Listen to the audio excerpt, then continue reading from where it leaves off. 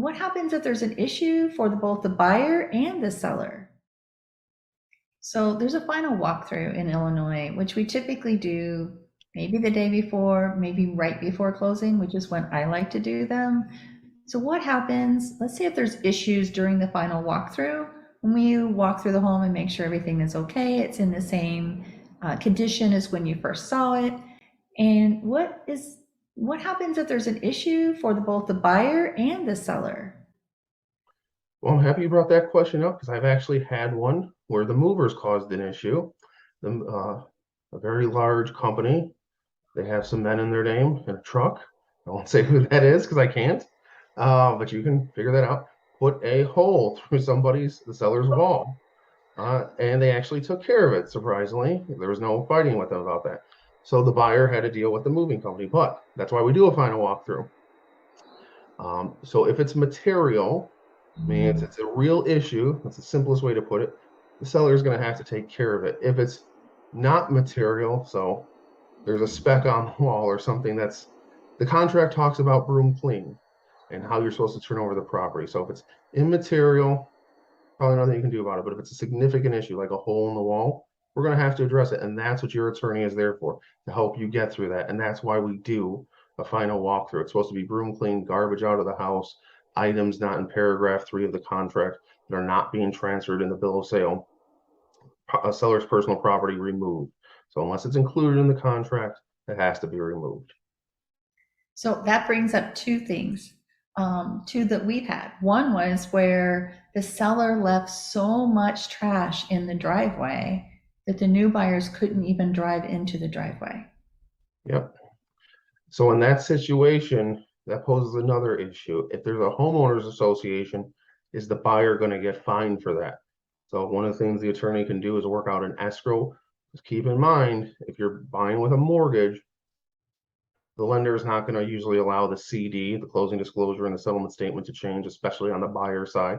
So an attorney who knows what they're doing will be able to work with the other attorney and hopefully create an escrow with the seller's attorney's office or the title company.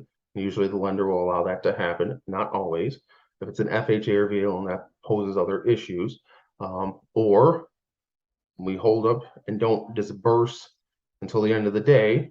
If it's not a late afternoon closing, and usually we can get someone out to the property, so the sellers will work on that and get 1-800-JUNK or whoever. Not that I'm endorsing them, but typically they'll call some junk removal company to ensure that. So if you can't get access and get your car, and that's going to be a problem, your attorney will help facilitate that. But there was another one that we had that, yeah, the refrigerator. Oh, was that the dirty refrigerator, the non-working refrigerator? No, a refrigerator where there was a refrigerator in the photos and a certain specific refrigerator when we did the inspection and everything. And remember, then the sellers took that refrigerator and replaced it with a very old one. And it wasn't the same refrigerator. And they said, oh, that's okay, because you can just use a cooler. And the family had small children, and they expected them to use the cooler until they could get yes, over the weekend. This was in Elmwood Park. Yeah, I remember this because I went there with you and our clients. Right. Yeah. A lot of attorneys will not go with the agent and the clients to the home. Yeah, that poses a problem because the property has to be turned over in the same condition, less ordinary or normal wear and tear. Presenting the home with one refrigerator and saying that it's going to be turned over with that before the offer is accepted, and then removing that refrigerator, that's a material issue. That is not conveying the property the way it was contracted for. So an attorney who knows how to negotiate that and take care of that issue at closing is going to make the situation right for their client or make them whole. So I know everybody says, well, there wasn't a real estate attorney. Well, you're not just a real estate attorney. It's a transactional matter. It involves contract law. So you want to make sure you have a competent attorney who understands how these matters work. I would not try to start doing patent and trademark law or complex tax matters. That's not something I've been doing for almost the last 8 years. So I'm not going to try to just dive into something new and experiment on a client. And neither should somebody who doesn't work in this venue. Really want to hire somebody that has your best interest in mind. And it all worked out. They got the refrigerator back, and you got them a credit to help them buy a new one. That is correct.